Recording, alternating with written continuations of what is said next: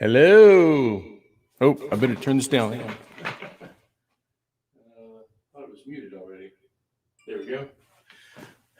Okay, had a little monitor going on back there. You'll see it. You'll see why in just a minute. Hey, how you guys doing? Greetings from not so sunny Murfreesboro, Tennessee, or the greater Nashville area. Some think it's Nashville. It is Nashville. It's a little outside of Nashville. Anyway, I don't know why I'm explaining that, but anyway, it's good to see you guys. I see a few people are here already. Let me know if you're here, because the only way I know if you're here is if you say something in the chat, and that's not a ploy to get comments and stuff, but I do want this to be kind of interactive because it's been a minute or two since I have been live like this, on Facebook and YouTube, and I'm really excited about it. Hey, wow, there's a Dr. McFarland here, Jeff, Carl, Learn Stage Lighting. What's up, Dave? We need to have coffee since we're closer on the same, part of the continent now, as with a lot of people here. So if you see me looking up here, I'm looking at the chat window. Ken Briggs is here. Hey, man. Thank you. I wondered if you, I sent you a picture of this the other day, Mark. They had ones just like you had at Magnolia, but I didn't pick up one. I picked up this one. I thought it was more my speed, but anyway. Okay, so where do we start? I guess I would love to catch you guys up on kind of what's happened since last time we talked, which, nothing big. I just moved across the continent and set up a studio in a house that I'm renting in Murfreesboro, Tennessee. And I'll show you that in just a minute. But hey, Michael. Hey, Cross Point, Anaheim. Thank you guys for coming. It means a lot to me that you guys would take part of your day out, especially so early over there in California.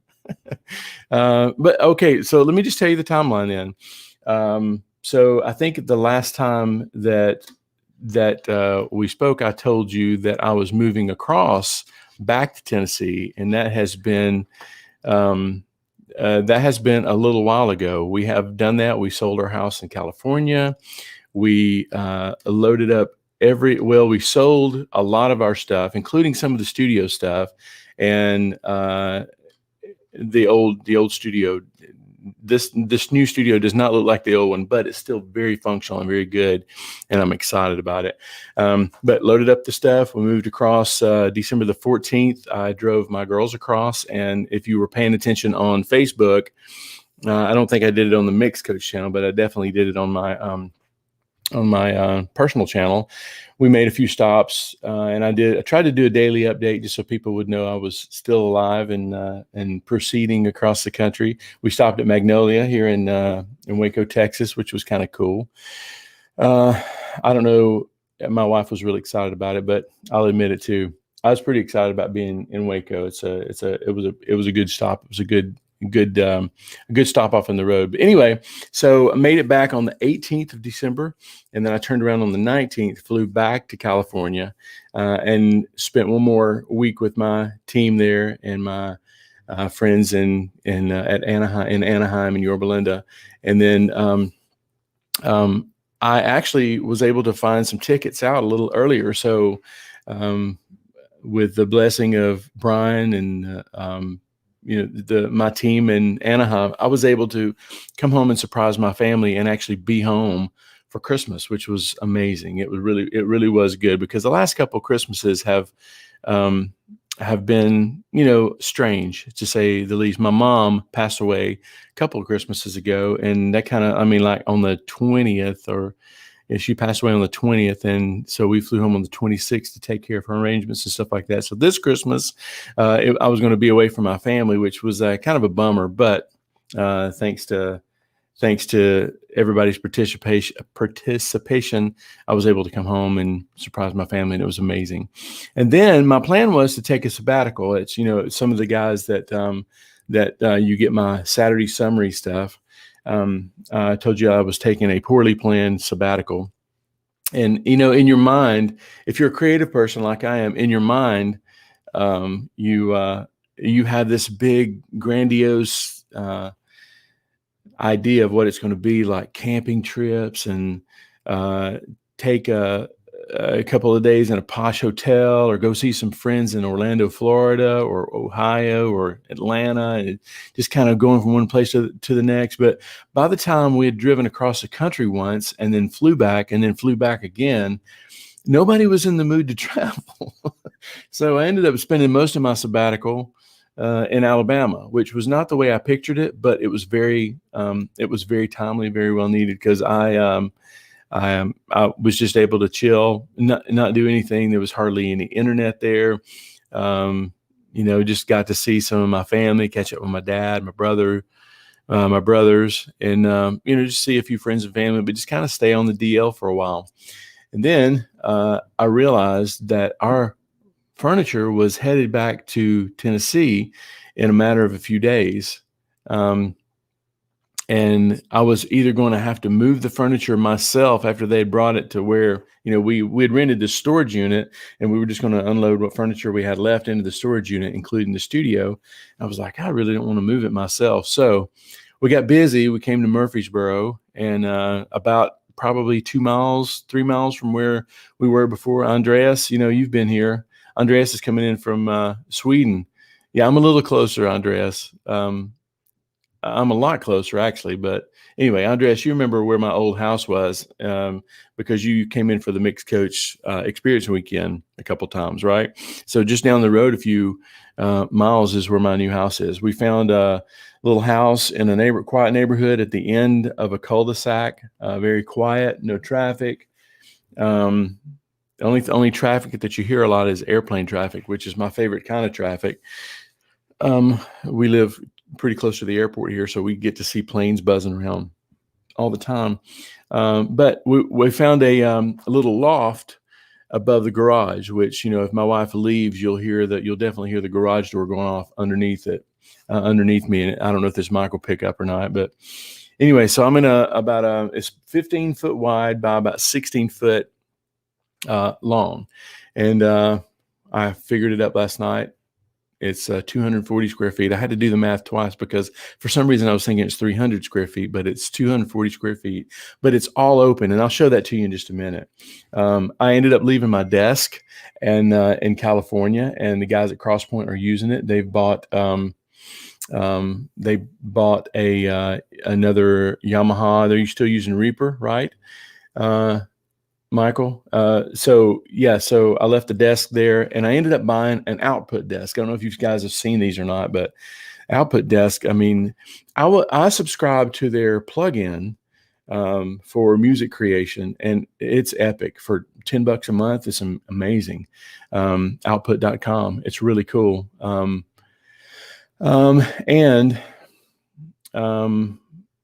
And then I noticed when I was on there that a couple things I have really going for them is they've got this output desk that's got 3 bays of 3 rack spaces, and then a pull-out drawer, which I'll show you in just a second.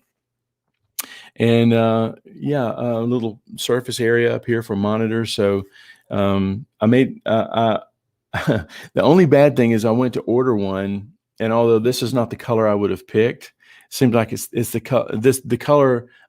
I'll show you in a minute. This is the same colors, both 2 of my basses, and it seems like every instrument I get to work with, which I guess I'm including this desk as an instrument, is this same color. It's blonde. It's like no color or wood color. Anyway, I went to order one, and price is good. I think it's like $1,100 for the desk, and maybe no. It was no, it's $1,100 for both pieces. I've got a little credenza over here that's got a rack space in it too. That's really cool. So I ended up finding one on Facebook Marketplace and went and bought it and put it together. Me and Dan Mikesell, he helped me some, and then I put the credenza together later on that night. I think that's called I forget what they call that. Sidecar? It's called a sidecar. I went to see Chris Crunk, and his studio was really cool. Hey, Adam. His studio was really cool, and he was using an output desk, and I'm like, that's really kind of slick looking. I'll show it to you in a minute. So anyway, I'm trying to refigure out everything, where to put things in the rack, what I need, what I don't need. And and things that I want to need, like this API lunchbox. It's perfectly spaced for a lunchbox. And I would love to get your input on this, guys. When you see this, come over or chime in in the comment section and let me know what you think I should do. So let's see, what else did I do? I want this to be more of a music creation place instead of just mixing. But first and foremost, what I'm working on right now is Mix Coach. That's one thing that you're gonna, I don't want to bug anybody, but I'm going to be working on that a lot in the next several months. That's going to be the first thing on my list over trying to fill my calendar with mixes and production and stuff like that. My goal is to get Mix Coach member past its former glory, which I looking back on it, I went to work at a church, and I naively thought that I would have time in the margins to work on Mix Coach, and it would be a slam dunk because I would be working for a church and I would be working Mix Coach. But the church, if you've ever worked for a church, Adam Borden, can I get an amen? And also David, I see a lot of people here work for church. It takes a lot more time than you think it does. So for the last 4.5 years, Mix Coach has just kind of been in the margins. Well, I woke up the other morning and I think that it was God telling me, don't treat Mix Coach like it's a secondary thing anymore, because it's very, very much primary in my mind right now. I've been working on the website for the last couple of days, and I'm very excited about it. I'm excited about the new platform we've got. It should make, if you think working for a church takes a lot of time, being a web designer for your own website and also being customer service for people who can't log in and stuff, that really does take a lot of time. So this new platform, guys, is going to make it a lot easier to maintain, I think, and to really devote my time and attention to serving and teaching guys who want to learn how to mix well or mix better. It'll allow me more time to do that. So anyway, let's see. Let me just kind of button this up by telling you what I'm going to do. And that way you can kind of, when you see the studio in your mind, you can kind of process in your mind. And I would love to hear, seriously, in the comments what you think I should and could do. Later today, I think that there will be, I went to Monoprice. If you've never been to Monoprice, man, they've got everything. And I'm thinking about doing a song on a Monoprice microphone that I found for $169 just to see how it sounds. So I went to Monoprice and I found 2 6-space guitar stands, because guitar stands take up a lot of guitars take up a lot of space if they're on individual stands. So I'm going to line over here just to my right, which let's see, hang on. Yeah, you see why I went over there to look now. Right over here, past the trash can, or over by the railing over there. I think I'm going to put my guitars there, so that'll be there. And I have a feeling that later on this afternoon there will be a gray futon just behind me. And I know that because we went to Walmart just a second ago to get a trash can, and we came back with a couch. So. Didn't go as planned, but progress nonetheless.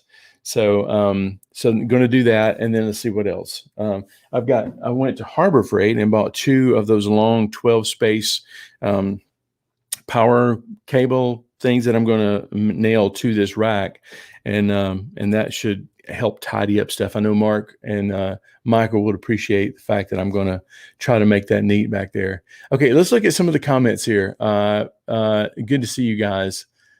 Mark Jacoby chimed in before the thing, said before the stream started, waiting from Corona. And Mark, I know you're used to getting up early. This is probably really late for you. Let's see. It is stinking cold today, David. That's one thing I'm really having trouble adjusting to. Well, I do like the difference of weather, though. So Carl Weber says, "Hey, great to see you." Jeff Smith says hello. Nathan McFarland. Hey, Nathan, we need to get together. I know you just live down the road here. Need to come see the digs. Steve Amato's here. My buddy Rolf Wire's here. And Mark Jacoby. Oh, there he is. He is again. Ken's calling from California. Joel Hill. I think we talked last night, Joel. Hopefully what we discussed last night, you'll be able to navigate through all that stuff. Crosspoint, which is Michael. Let's see. Twin Peaks. Okay. Remind me, Elliot, where's Twin Peaks? On the comments. Andreas is calling from Sweden. What time is it there, Andreas? Oh wow! I was going to put this comment up here, and I am going to block this user because it's not appropriate. I guess it's good when you start getting spam in your comments, right? Let's see. Seller Music, good to be back. Let's see. Near Lake Arrowhead. That's cool. Elliot. Twin Peaks. I do remember seeing that. I was thinking of the show Twin Peaks, and I didn't know where it was. So, yes, that's one thing I was going to tell you, Jeff. I did buy an Avid S1. I was going to try to go with the Behringers, getting some used Behringers.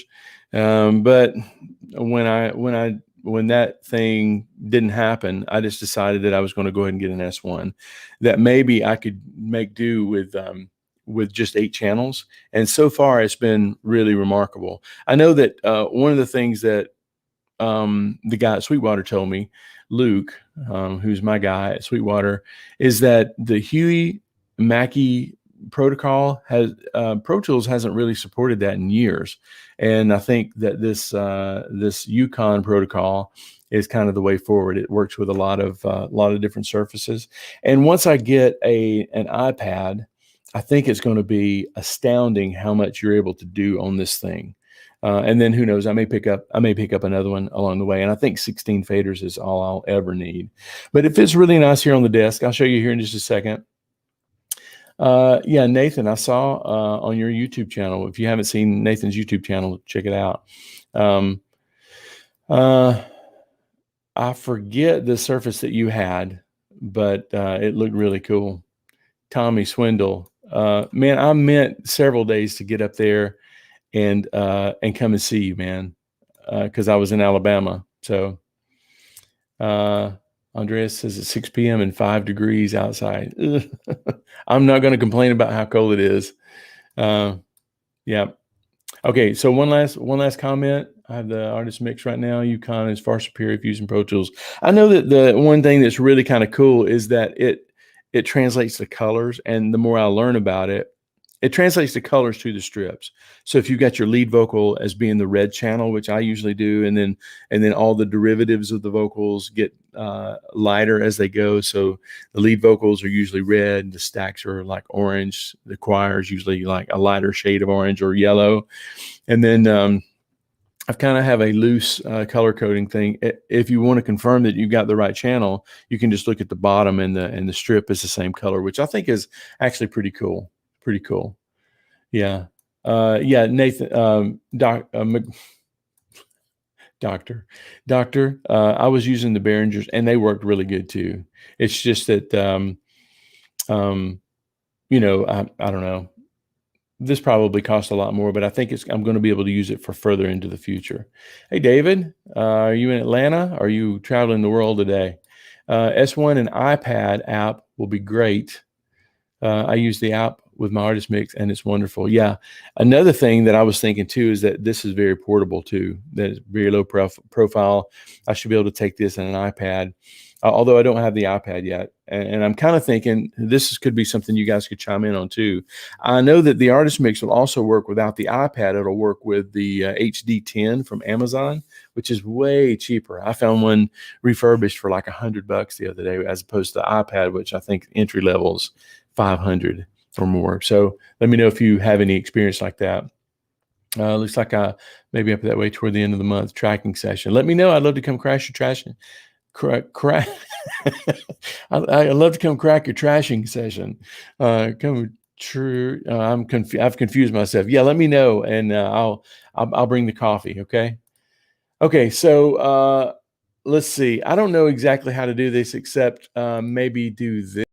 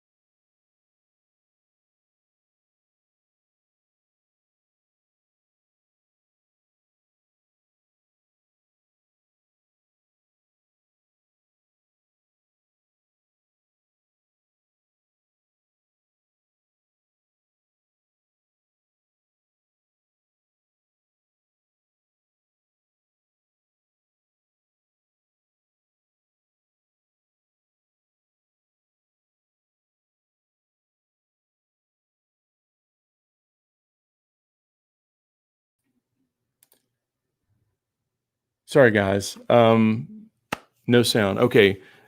I think when I switched it over there, this was the I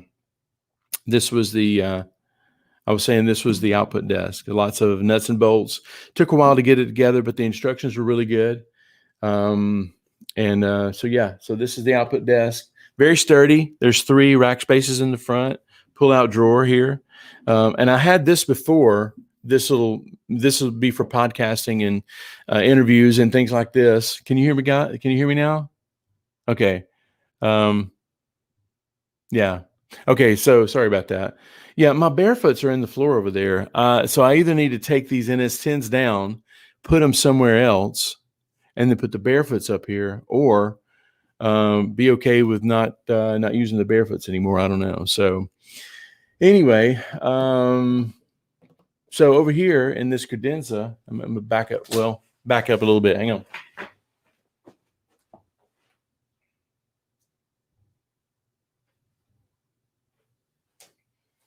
I'm gonna just talk a little louder.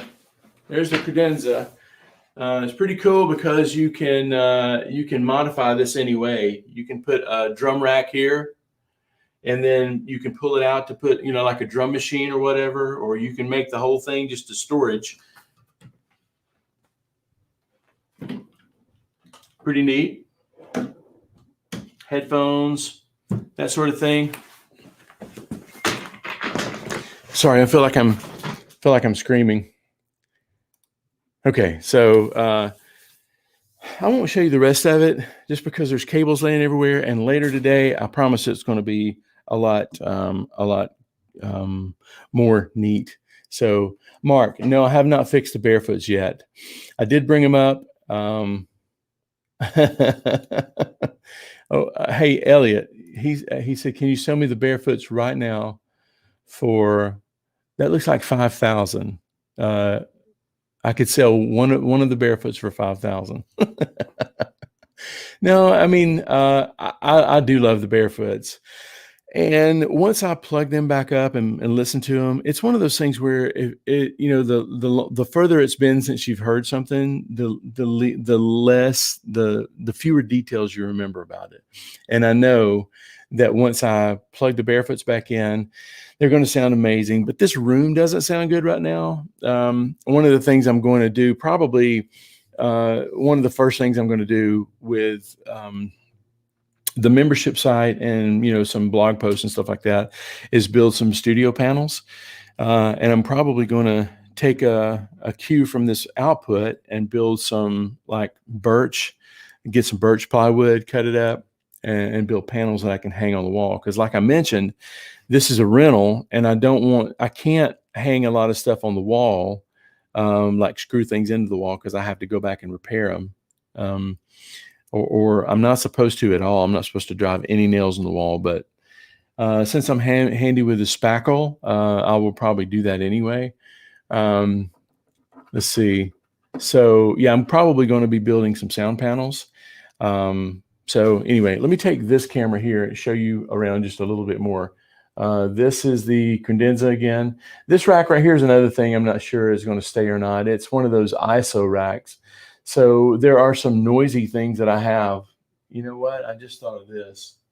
My computer and this amp, someone gave me a Mark Levinson amp, and I don't know if you've done any research on those, but they are legit, and they're powering the NS10s.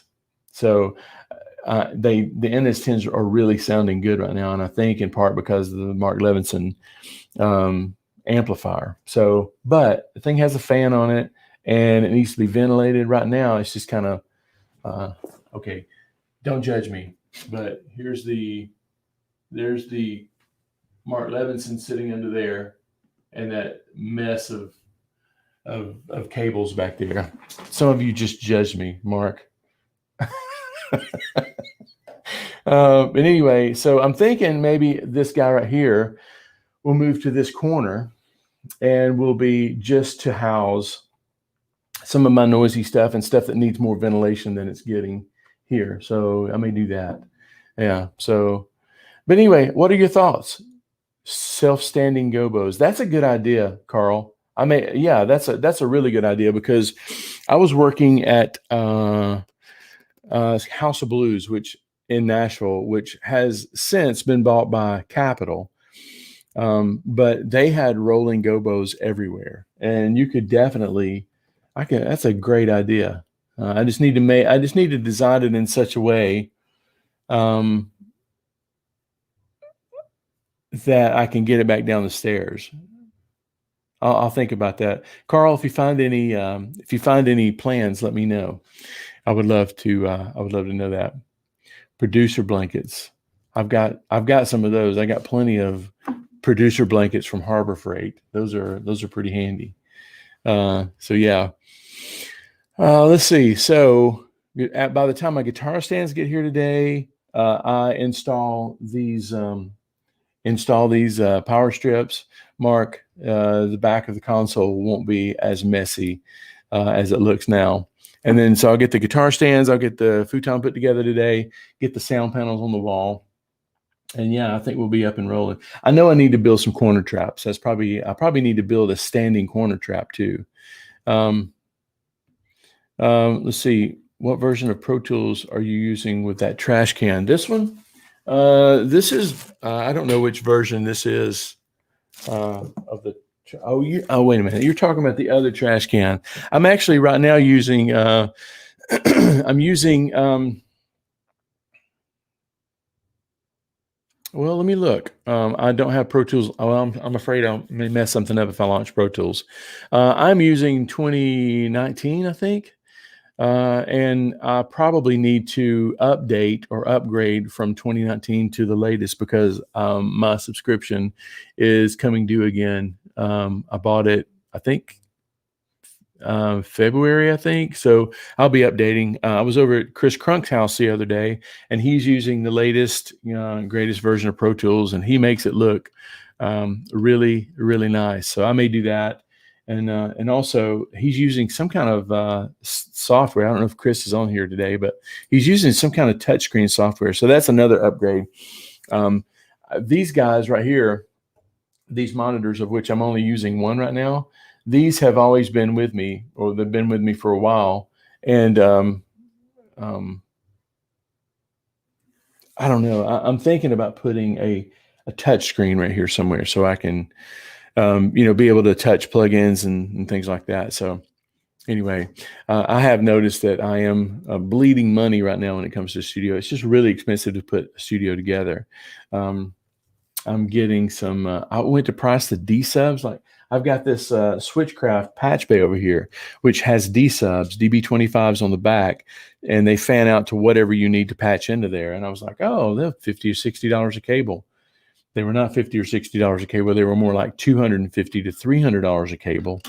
And then I realized that I left a bunch of those back at the church, which I don't think the church is going to use. So So anyway, I think they're on the way back, hopefully. But Adam, ain't nothing wrong with command strips. I know I've had to use them, and they're really good, but they're really expensive too. Nails are so much cheaper. Nails, by the time you do the nails and the spackling and the touch-up paint, command strips get really expensive. So anyway, so yeah, let me. I made a list of things that I wanted to cover here.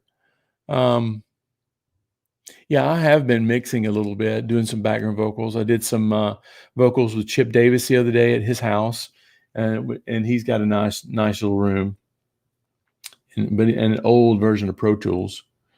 And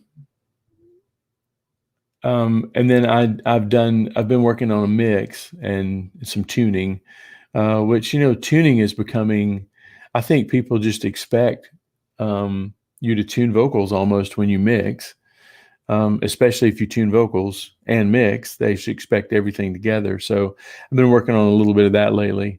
But I've realized how time consuming that is. And the whole time I'm doing it, I'm thinking, oh, I need to teach this because this is a trick that I use. So just be looking for some stuff like that. Stephen Klein switched to Dante and Ethernet.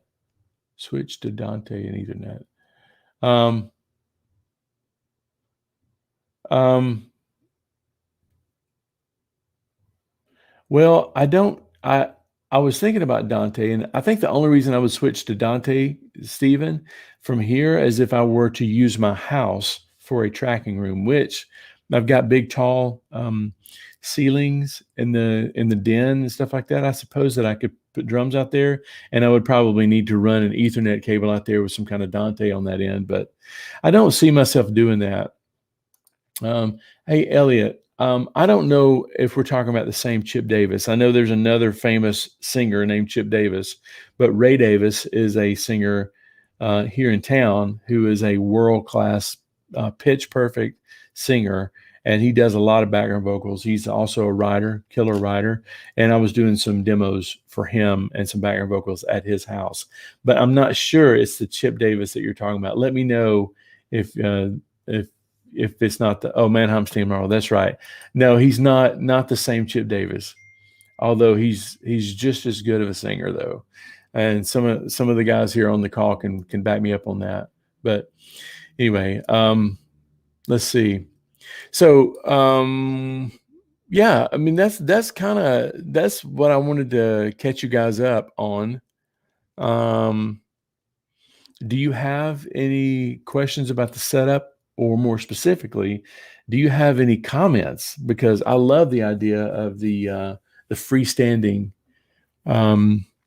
gobos. If I could get them to where they wouldn't take too much space up on the floor, that would be a really good idea. My brain's spinning about that, but that's a good idea. So, any ideas on some things that maybe I'm missing? I'd love to hear it in the comments.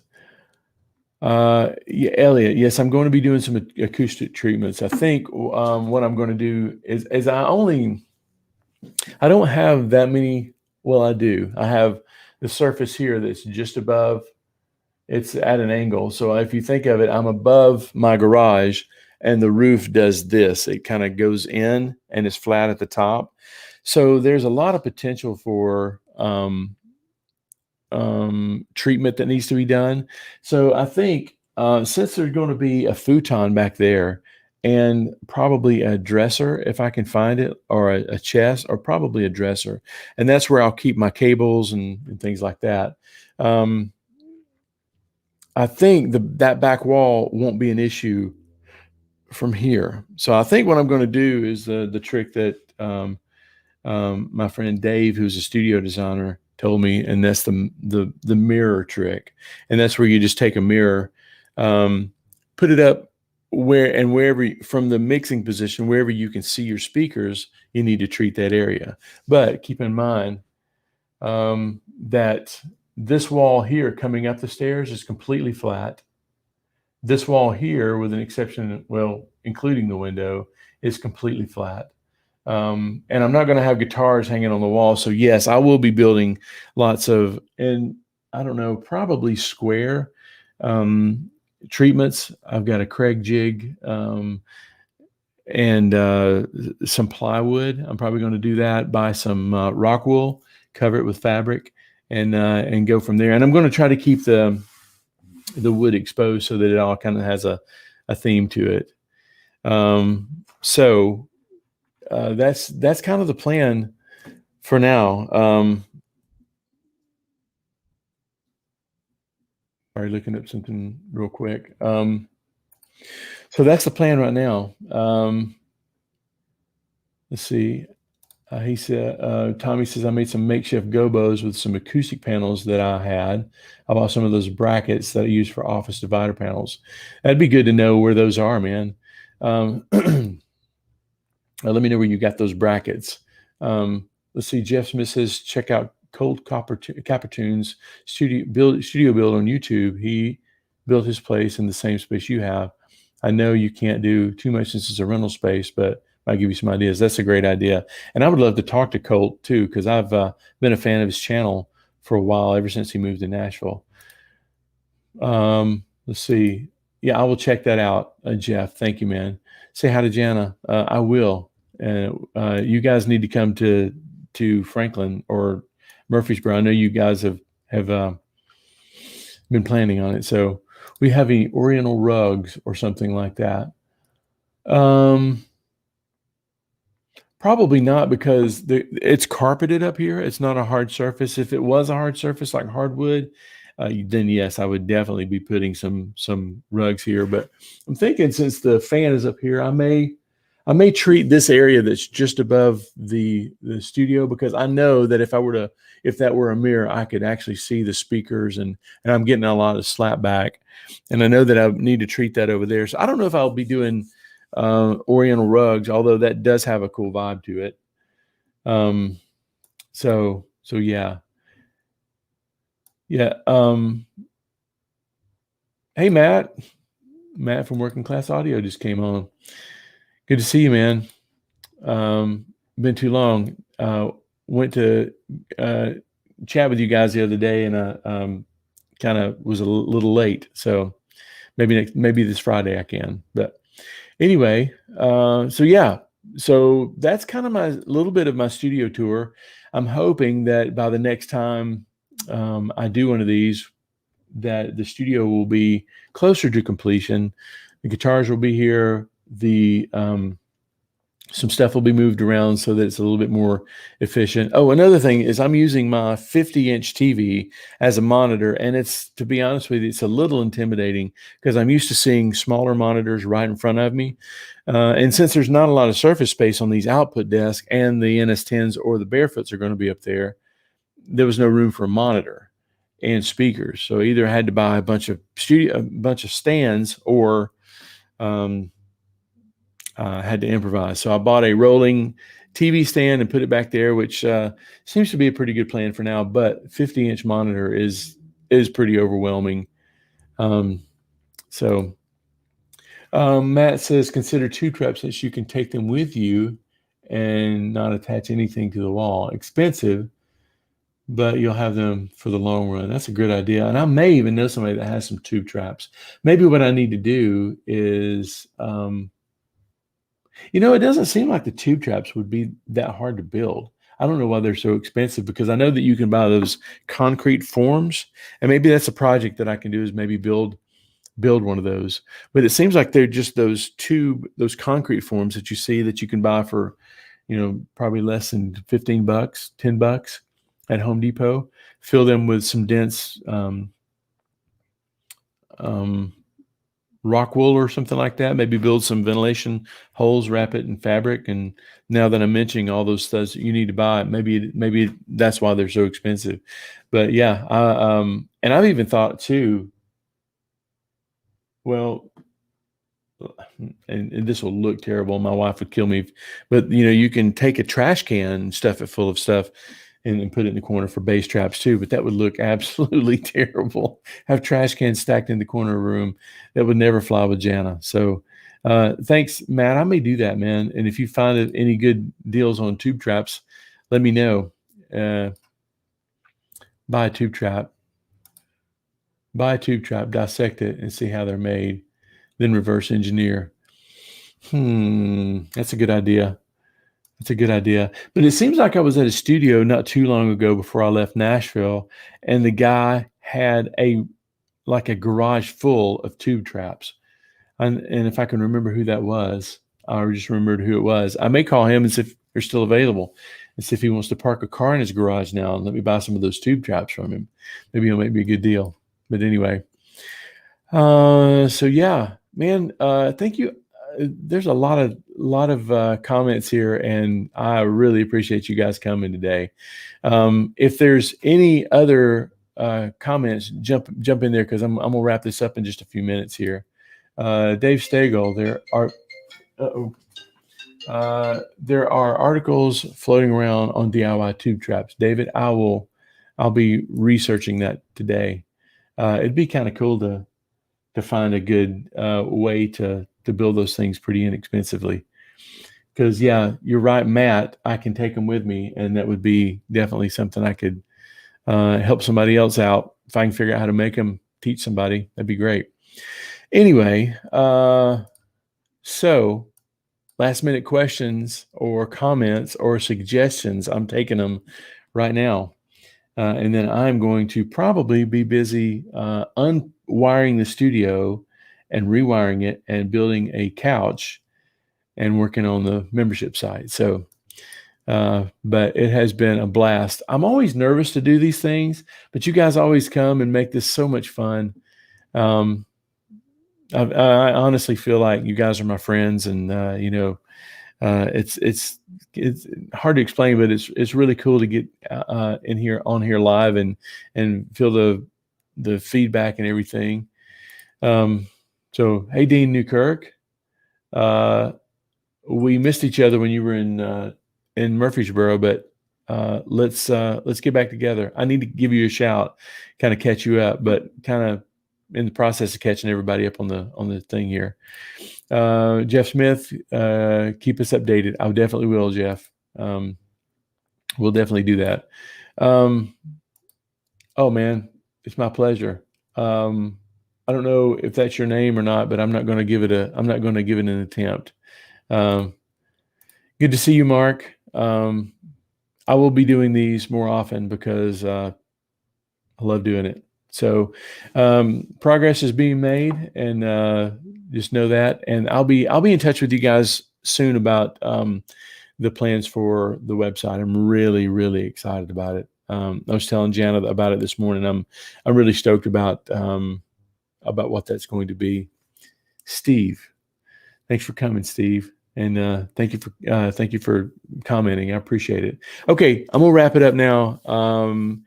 If you're new to the channel, this is the first time you've ever been here, I do have something free for you if you want to come check it out. Let's see if I can find it. I have a free resource for you. It is a workshop, mixcoach.com/workshop. It's a workshop where I walk you through kind of the mindset of mixing, and it's my approach on it. I've been working on this technique, and every time I use this, what I'm teaching in this course, I realize that it's a pretty solid way to mix.